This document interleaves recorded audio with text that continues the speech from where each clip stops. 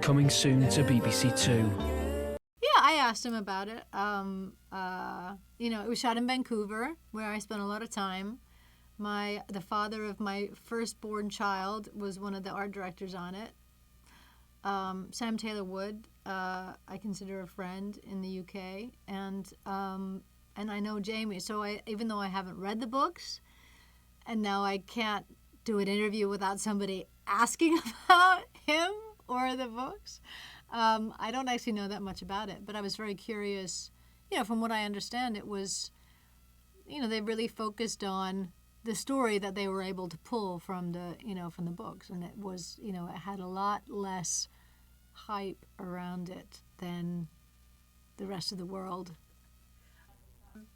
was putting onto it. Yeah. Is around your feet in the noisy street. We are 2 weeks in, and so far, I have not had any scenes with Jamie. They are victims of choice. They don't know him, but he knows them. It's possible that he's out there stalking his next victim now. He may even have a waiting list. It seems that he breaks into their homes a day or two before he then returns to kill them. How does he find and select his victims? We need to be looking at correspondences. What links these three women? We will be making an announcement to the press later this afternoon. There's every possibility after we do that we will be flooded with calls. But all of those calls need to be captured, recorded, and assessed. One of the things that we strive for in the fall is an element of realism. And the writer and exec producer, Alan Cubitt, has done an exhaustive amount of research and really tries to be as accurate as possible, and is just, he talks to police officers all the time and detectives, and really, how would this be handled?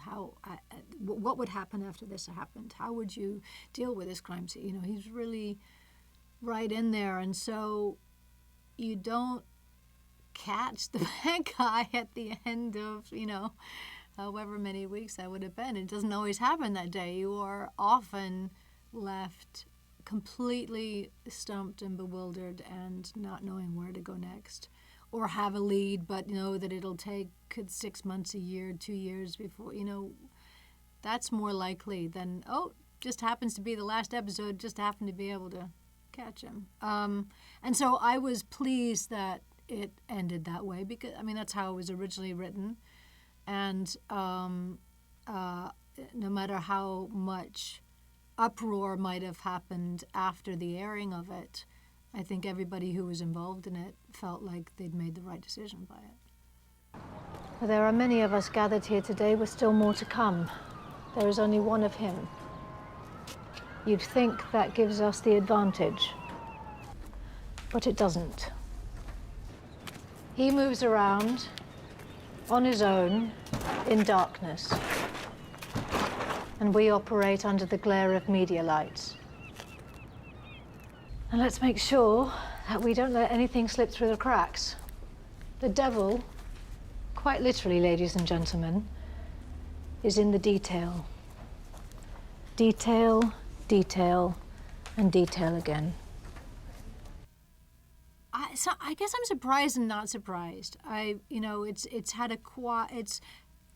It had a big impact over there when we were doing press for it. It had quite a big impact over here. You never know once that's over whether it's still something that is being passed around and on people's minds and recommendation. I don't tweet, but sometimes if there's cool tweets relating to me or something that I've done, somebody will send them on to me, and so Lena Dunham tweeted about it months after the fact, or Anderson Cooper, or, those are really kind of cool, to have that type of response and input and appreciation is always appreciated. And so it's I love it when I hear that, even over here, people are watching it and are hooked. Thank